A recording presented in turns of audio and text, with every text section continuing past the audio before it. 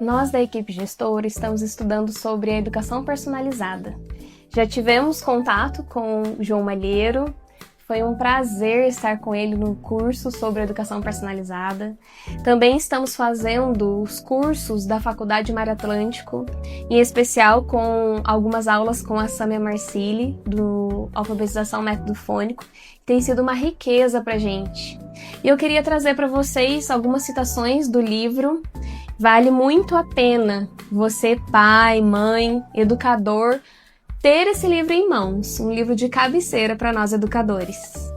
Então, na página 11, nós temos uma citação aqui do prefácio. Então, a Sâmia traz uma expressão do professor João Malheiro.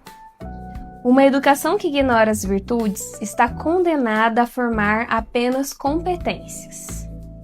E competências, por mais úteis que sejam, não salvam a alma. Elas são, no máximo, ferramentas. A virtude, ao contrário, é estrutura, arcabouço moral e raiz profunda. Ainda continuando aqui na página 12, a sabedoria da educação personalizada está justamente em reconhecer que a formação humana é um processo complexo, que envolve todas as dimensões da pessoa, desde o cuidado com o corpo até a abertura ao transcendente.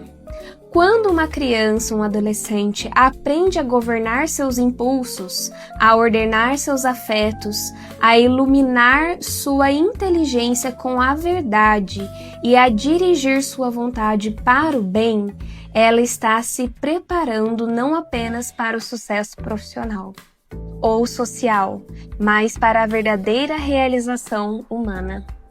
Então, a educação personalizada, ela vai trazer o para que estamos aqui. Torna-te quem és. Nós continuaremos a falar sobre o livro Educação Personalizada, do João Malheiro. Torna-te quem és. Nós estamos na página 27, capítulo 1, A Evolução da Pessoa Humana, uma tarefa complexa. No livro A Formação do Homem Consciente, 2018, afirma que a vida da criança é uma conquista e autoconsciência o seu triunfo. De fato, quando um educador inicia um processo educativo com uma criança, começa a perceber que o ser humano é bem mais complexo de que poderia imaginar de início. E, consequentemente, isso muitas vezes exigirá uma paciência acima das próprias forças. Muitos degraus se apresentam nessa caminhada rumo à perfeição humana. E é a formação da personalidade, inicialmente, a educação sensório-motora dos primeiros anos e a conquista dos 4 hábitos de sono, alimentação, higiene e ordem. Depois, a educação afetiva, nesse labirinto de sensações, emoções, sentimentos, paixões, totalmente desgovernado.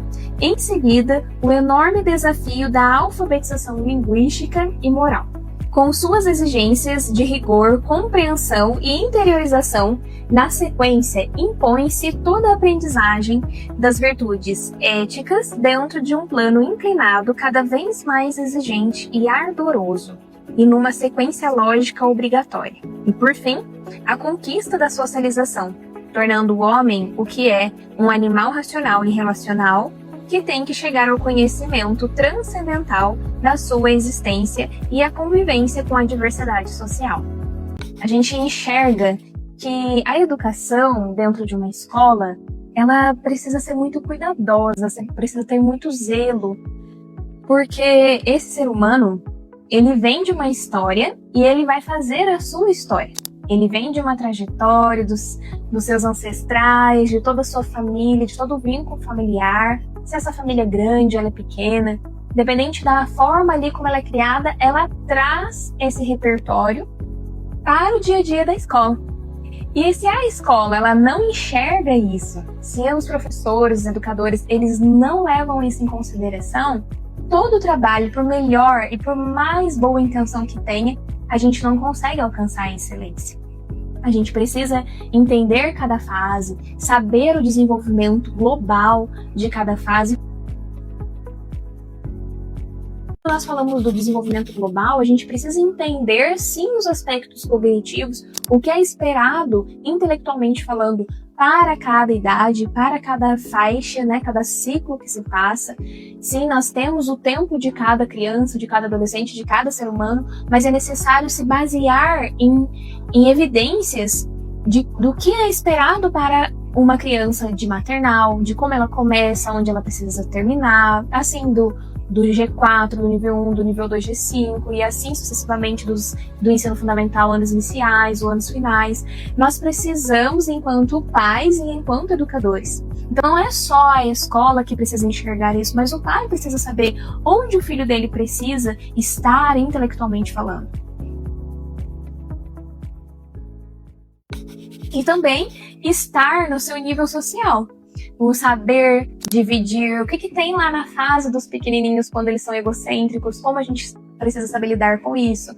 E aí quando eles vão crescendo, que eles vão tendo a referência maior com a família, depois, a partir de 10 anos, que eles vão começando a esse olhar para fora, buscar o que está fora, as amizades são muito importantes.